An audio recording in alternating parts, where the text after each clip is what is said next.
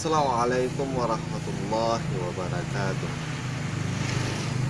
Alhamdulillahi rabbil alamin, allazi khalaqal mauta wal hayata liyabluwakum ayyukum ahsanu amal. Asyhadu an la ilaha illallah wa asyhadu anna Muhammad abduhu wa rasuluhu la nabiyya ba'd. Allahumma shalli ala Muhammad wa ala alihi wa sahbihi.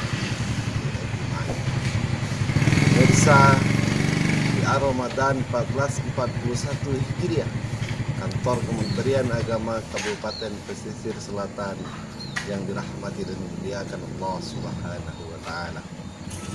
Dalam surat Al-Ahsyar ayat 23, Allah berfirman, A'udzu billahi minasyaitonir rajim. Bismillahirrahmanirrahim. Wallazi la ilaha illa huwa Al-Malikul Quddusus Salam Al-Mu'min Muhaiminul Aziz Al-Jabbar Al-Mutakabbir. Al-Mutakabbir artinya yang maha agung, sifat yang mesti dan mesti disifati oleh Allah Subhanahu wa taala, sifat yang tidak bisa disifati oleh manusia. Kenapa demikian?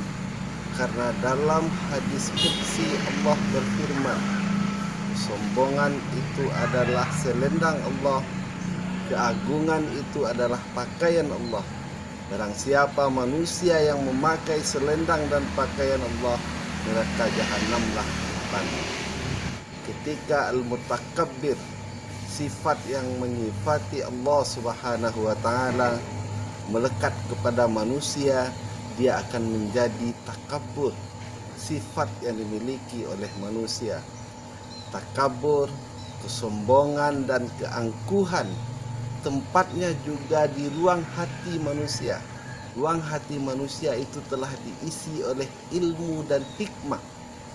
Ketika kesombongan dan keangkuhan mendesak ruang hati manusia, secara otomatis ilmu dan hikmah itu akan semakin sedikit ruang yang ada dalam hati manusia. Ketika ilmu dan hikmah itu semakin terdepak dalam hati manusia, manusia akan semakin jauh daripada Allah. Manusia akan memiliki keimanan yang semakin lemah dari waktu ke waktu. Ruang hati yang dimiliki oleh manusia itu senantiasa diisi oleh ilmu dan hikmah, sehingga kesombongan dan keangkuhan manusia semakin lama semakin hilang hendaknya. Pemirsa yang dimuliakan Allah Subhanahu wa taala. Yang kedua, Al-Khaliq. Allah berfirman dalam surat Al-Ahsyar ayat 24, Wallahul khaliqul bari'ul musyawwir. Allah itu adalah pencipta. Kita sering lafazkan Alhamdulillahi rabbil alamin. Puji-pujian itu hanya milik Allah, Tuhan yang mencipta, mengatur, mendidik alam semesta. Al-Khaliq diartikan Allah menciptakan sesuatu dari ketidakadaan menjadi ada, ketidakwujudan menjadi wujud. Allah ciptakan manusia, Allah ciptakan malaikat, Allah ciptakan setan, jin, Allah ciptakan langit dan bumi.